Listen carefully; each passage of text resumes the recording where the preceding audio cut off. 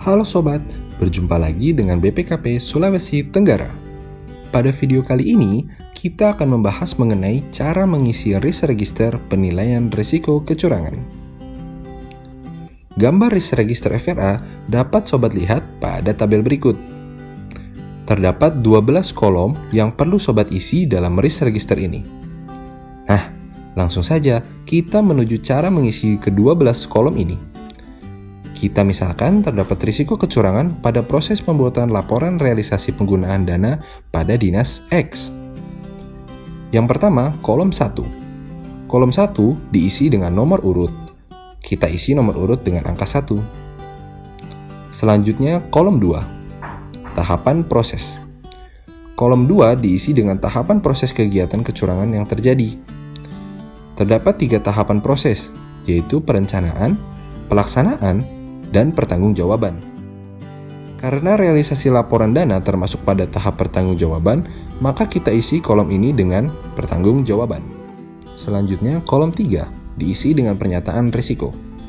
Pernyataan risiko ini diisi dengan mempertimbangkan referensi kamus risiko yang ada pada lampiran 3 pedoman dan dapat sobat lihat dengan melakukan klik pada link di deskripsi video. Dengan mempertimbangkan dengan referensi kamus risiko tersebut, maka kita isi kolom ini dengan manipulasi pelaporan realisasi penggunaan dana atau kegiatan. Selanjutnya, kolom 4 diisi dengan kemungkinan skenario yang terjadi atau dilakukannya kecurangan berdasarkan analisis proses bisnis dan dibahas bersama saat forum group discussion. Kolom ini kita isi dengan skenario terjadinya risiko kecurangan, yaitu saat melakukan perjalanan dinas, terdapat oknum-oknum yang tidak menginap di hotel, namun melakukan pembelian kwitansi hotel untuk mempertanggungjawabkan biaya hotel ke dalam laporan realisasi penggunaan dana. Selanjutnya, kolom 5 diisi dengan pihak yang bertanggung jawab terhadap pengelolaan risiko yang berkenaan. Pihak yang bertanggung jawab atas risiko kecurangan manipulasi pelaporan dana ini adalah Kepala SKPD. Maka kita isi kolom ini dengan Kepala SKPD. Selanjutnya, kolom 6 diisi dengan kelemahan pengendalian yang mengakibatkan munculnya risiko tersebut.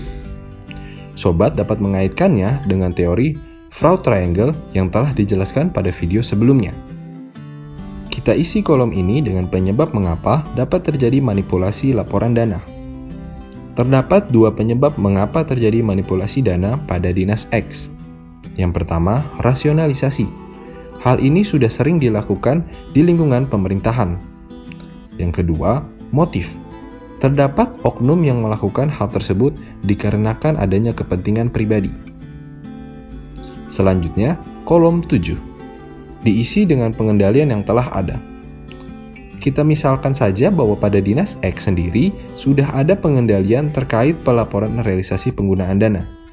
Oleh karena itu, kita isi kolom ini dengan terdapat Undang-Undang Nomor 1 Tahun 2004 tentang Keuangan Negara dan Permendagri Nomor 77 Tahun 2020 tentang Pengelolaan Keuangan Daerah. Selanjutnya, kolom 8 diisi dengan nilai kemungkinan terjadinya risiko dalam skala 1 sampai dengan 5. Kita isi kolom ini dengan angka 4. Karena kemungkinan terjadi manipulasi laporan realisasi penggunaan dana pada Dinas X sering terjadi, dan kejadian toleransinya 1 kejadian dalam 2 tahun terakhir. Selanjutnya, kolom 9 diisi dengan nilai dampak jika suatu resiko benar-benar terjadi dalam skala 1 sampai dengan 5. Kita isi kolom ini dengan angka 3. Karena dampak manipulasi laporan realisasi dana pada Dinas X dapat mengakibatkan pengembalian uang ke kas negara dan atau penyimpangan lebih besar dari 0,1% sampai 1% dari total anggaran. Selanjutnya, kolom 10 diisi dengan skala risiko yang merupakan titik pertemuan antara nilai kemungkinan dan nilai dampak.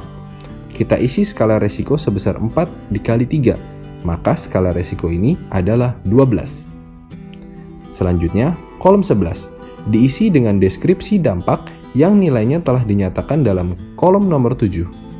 Kolom ini kita isi dengan pengelolaan keuangan tidak akuntabel dan adanya tuntutan untuk pengembalian kelebihan pembayaran. Kolom 12 diisi dengan rencana mitigasi atau mengurangi resiko. Pada kolom ini, kita mengisinya dengan rencana mitigasi atau mengurangi risiko manipulasi laporan resesi dana dengan yang pertama, membuat MOU antara dinas dengan hotel yang ada di tujuan perjalanan dinas.